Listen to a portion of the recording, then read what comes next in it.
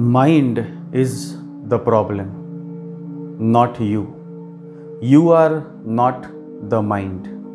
When you sit, meditate, observe the mind, witness and focus on your breathing. When you sit and close your eyes, what happens? Millions and millions of thoughts like bees start buzzing through your mind. This mind is a traffic of thoughts. So then what is the solution? One thought is the solution. Yes, one thought. That thought can be an affirmation, a mantra, Lord's holy name. Focus on that one thought to keep all other thoughts at the bay. Meditation helps concentration of the mind. Then the mind is free from thoughts and is in the meditated form. Meditation is sticking to one thought. That single thought keeps away other thoughts. Distraction of mind is a sign of weakness. By constant meditation, it gains strength, says Bhagwan Raman Maharshi. The mind is behind many things. At one moment it is here, and the other moment it can go to the other part of the world. When you sit, let there be nobody around you. Close the room. Let there be total silence and total cleanliness in the room. If you are a beginner, then use meditative soothing music to get started with meditation. The mind can focus on the music while you focus on that one thought, the mantra. You can recite Hare Krishna, Krishna Krishna, Hare Hare, Om Namah Shivaya, Sri Ram, Jai Ram, Jai Jai Ram, and many such beautiful soothing mantras that produce healing vibrations. In the beginning, it is very difficult. Then slowly it is less difficult, and then it is manageable. Then it is possible. You see, it is a process. Rome was not built in one night. Similarly, your meditation will not fructify in one day. It will take time. But the most beautiful moment is when you embark on the journey within. When you start meditating with full devotion and patience. The only journey is the journey within. Whether you are working in a company, whether you are running a company, whether you are a student, whether you are a housewife, or whether you are a lover, meditation will help you to get more clarity about yourself, about the mission you are on, about the problems you are facing. Moreover, meditation will help you to calm down and attain peace of mind. Peace of mind is something that your dollars and your rupees cannot buy. It is not available on the outside, so how can you buy? You cannot. There are people having stocks of money and cars and airplanes, some of them whom I have met, but they are always found to be restless. No peace of mind. They are eating on gold plates and yet no good night's sleep. Like an owl, they remain awake whole night. Everything is there, all kind of pleasures, you name it, and they have it in abundance. And yet there is absolutely no peace of mind. Money, fame, wealth cannot get you peace. They may get you pleasures, but not peace. I hope everybody could get rich and famous and will have everything they ever dreamed of, so they will know that it's not the answer, says Jim Carrey. And what a beautiful quote. Out of 1,000,000, 100 awake, 10 take the effort and 1 succeeds. To conquer the mind, to conquer the self is million times difficult than to conquer the world on the outside.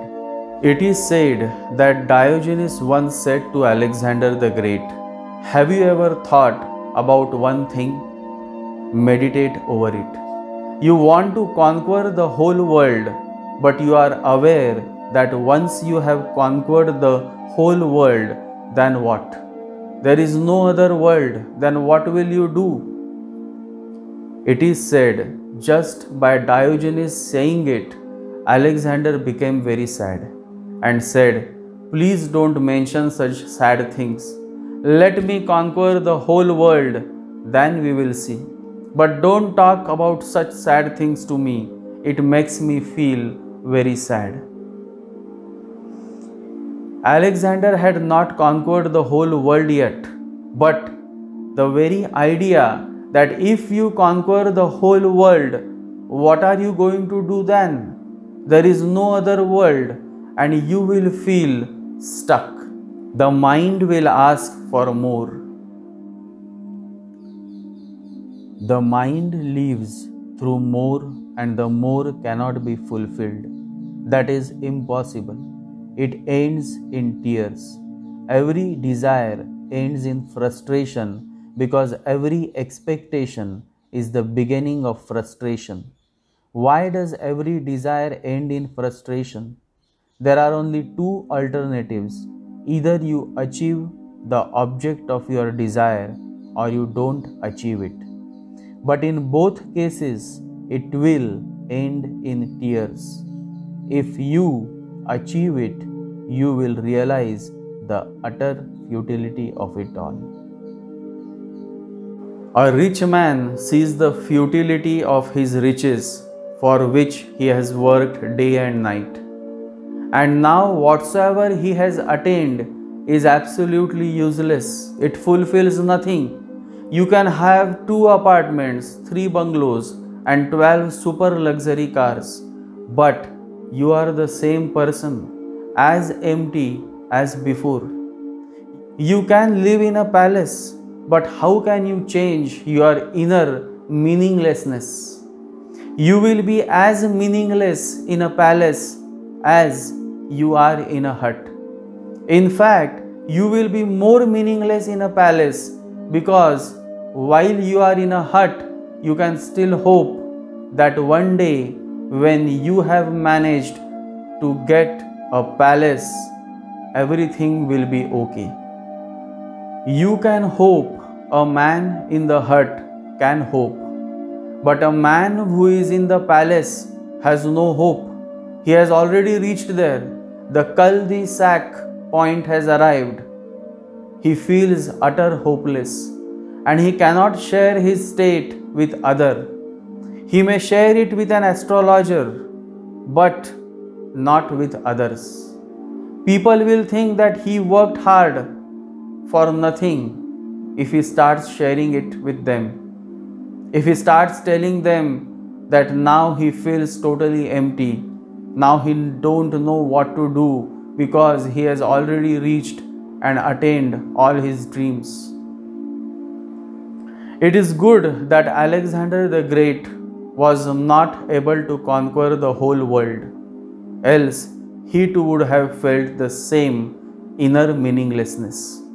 Because now the whole world was acquired, what else was there to conquer on the outside? And if he would have said after conquering the whole world it was useless, if he would have said it was useless, I wasted my time and my life, people would have thought he was stupid. This is the state of all Alexanders that exist in today's world. They have everything. They are flying in private jets, but in the night they cannot sleep. In the day they cannot live with joy, and top of that they cannot share their agonies and their frustrations because what will people say? Life always gives you option to choose. You can choose to become Alexander or you can choose to become Diogenes. Those who are ruled by Rahu those who have prominent Rahu positions in the horoscope, first, second, fourth house, seventh house, 10th house, these men and women are always found to be restless, with absolute no peace of mind unless there are other supporting aspects. Those who are ruled by Ketu are those who someday, sooner or later, start following Diogenes. They are beautiful beings. The moment they awake from the sleep of many births and rebirths, they don't look back. They are on the way towards the beyond. Life indeed is divided in two categories, Rahu and Ketu, Alexander and Diogenes, black and white, ignorance and consciousness. Rahuish men and women also are attracted towards meditation, but their goal is that of the Ravana. Ravana was also a great tapasvi, a great meditative being. He was Rahuish. He attained many siddhis, supernatural powers. That was the goal of his meditation. You see, Rahu always has an agenda, the desire to acquire something through which it can attain more fame, more wealth, and more control over others. That is exactly what Ravana did. And Ram was such a beautiful person. He also did intense penance in the forest, but he had absolutely no agenda. He meditated out of love, out of his devotion.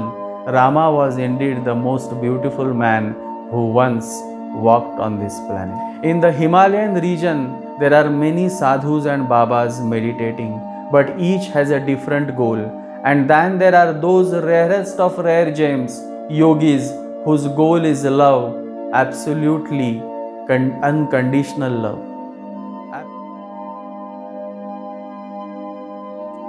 Love is the goal, life is the journey. Absolute unconditional love. With what intention you meditate is as important as how deeply you meditate. There are millions of sadhus and men within our society who have attained siddhis, and they have simply become slave of the siddhis, the supernatural power which is called siddhi.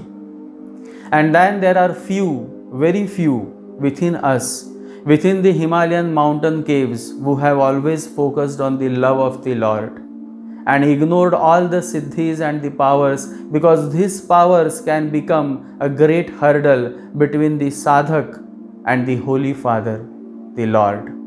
It is said that Akkalkot Swami once said to Bidkar Maharaj, "Don't get trapped and fascinated by the siddhis that you have, else you will never find the Lord. You will remain where you are, playing with the siddhis." A beautiful picture of Akkalkot Swami Samartha. I prostrate before His Holiness. Bidkar Maharaj's life story is truly inspiring. Bidkar Maharaj was once a great wealthy merchant of attar, perfume scents, and he was so rich that he had almost everything that a man could desire for. All pleasures were at his feet. You name it and he had it. Then one day he met the master, Akkalkot Swami Samartha. And Swami was not a cat but a lion. His words were very sharp, and yet those divine words had the immense strength to transform. Bidkar realized the futility of all his riches, and slowly he started to cut down on his indulgence towards the pleasures of life. Transformation is a slow process, always remember this. One day, Swami blessed Bidkar. Swami initiated him as his disciple, and from that day there was no turning back. Bidkar continued to excel in his meditations, but his business of perfume continued. One afternoon, Swami said to Bidkar, "Bidkar, stop your perfume business. No more selling perfume. Stop it." Bidkar was not a common disciple. He immediately stopped his business of perfume, which was the only source of his income. You see, many men and women come and talk a lot and give long lectures on devotion and commitment to the Master. But when it comes to actual action, actual execution, the moment to walk the talk, how many succeed? 1 in a million. Bidkar was that 1 in a million. And it is this Bidkar who later went on to become one of the greatest divine masters. Bidkar Maharaj, who performed many miracles and guided many men and women. Today, Bidkar Maharaj Samadhi Mandir is in the heart of Pune city. I often visit his shrine. It reminds of a great disciple who truly lived his life in total surrender to his master, Akkalkot Swami Samarth. This is Bidkar Maharaj's real picture. His shrine is near Omkareshwar Mandir in the heart of Pune city. I prostrate before His Holiness Bidkar Maharaj. Life can transform, but people are not willing to jump within. People want remedies, they don't want to listen to the real remedy, which is meditation. People want rituals, they are not willing to listen to a simple solution, that is feeding the poor, feeding the animals. And then when they cannot understand me, they say they cannot connect to my sharing. Always remember, life is simple and solutions are also simple. You are running all over the temples and you don't know your family deity. Then who is at fault? Many simple solutions can solve your problems, but since you are driven by your mind, you want something fancy, something complicated, and then you smile, you feel that you have got something solid remedy to resolve your problems. In reality, simple has it. Simple man, simple woman, they are the ones whom God loves, they are the ones whom I love, they are the ones whom the Master loves. Everything should be made as simple as possible, but no simpler, says Einstein, one of the greatest scientists whom I love. A simple man can meditate beautifully. A simple woman can progress in her meditations much faster than those who are still trapped in their head. Because meditation is also a very simple process. My meditation is simple. It does not require any complex practices. It is simple. It is singing. It is dancing. It is sitting silently. Sitting silently, just sit silently in a closed room or a secluded place beneath a tree and relax. Relaxing your whole body is the first step towards meditation. Always remember this. Unless and until you relax, there is absolutely no chance of meditation happening. You ought to relax in totality. Don't seek, don't search, don't ask, don't knock, don't demand. Relax. If you relax, it comes. If you relax, it is there. If you relax, you start vibrating with it. When you relax, you let the existence vibrate with you, and then the miracle happens.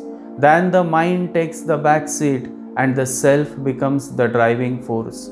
And then you find the answer to your questions. The key is to relax. Now, relax. Just relax. Let love be the goal. When you meditate with love and devotion, the help comes. Your voice is heard. You are no more without shelter. You are covered. Life, no matter how difficult seems to be, you can make it easy.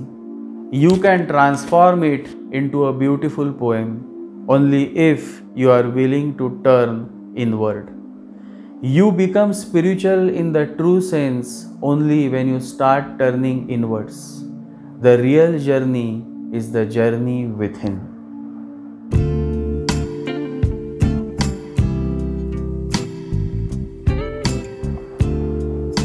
Turn inwards and meditate every morning and every evening, 1 hour minimum.